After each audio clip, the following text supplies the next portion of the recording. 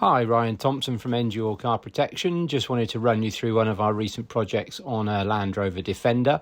The owner of this vehicle is a mix of a joiner making professional bespoke furniture, but also is a hobbyist sheep farmer. So he presented the vehicle to us having been very well jet washed. So typical road use we can cope with, but when it's been used heavily in fields, it needed a little bit more prep. So it came to us jet washed and ready to go.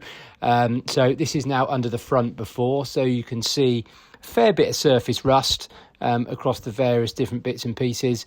Nothing more than you'd probably expect though from 100,000 mile. I think it was about 20 years old. So it's obviously, it's lived a tough life, it's worked hard, and hopefully it will continue to work hard for some time. So this is what it looked like at the front before we applied the lanyard guard. I did find an oil leak as well that I pointed out to the owner. We concluded that that's probably done him a bit of a favour in preventing some rust. And then we moved to the rear, and you can see there's quite a bit more surface rust. The challenge I found with this vehicle compared to what I'd done before is just all the different nooks and crannies.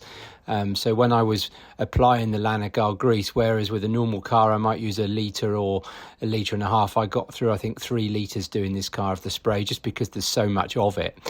So now moving to the after. So this is now having done the lanyard guard treatment, so having a look underneath, and you can see the glossy finish where the lanyard guard has been used.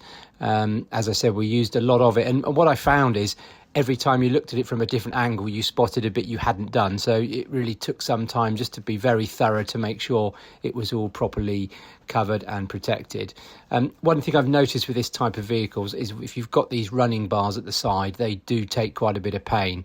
I imagine you get a lot of water splashing up from the back, and they're just constantly soaking wet. So probably a bit late to protect that particular piece where there's a massive hole there, but structurally it was still good. So we can protect what's left, and there's quite a lot of, you can see all the different angles and different bits to cover there. So that was what it was like after, and then I caught up with the owner a couple of weeks later, and you can see how what was glossy has now turned to sort of a candle wax finish.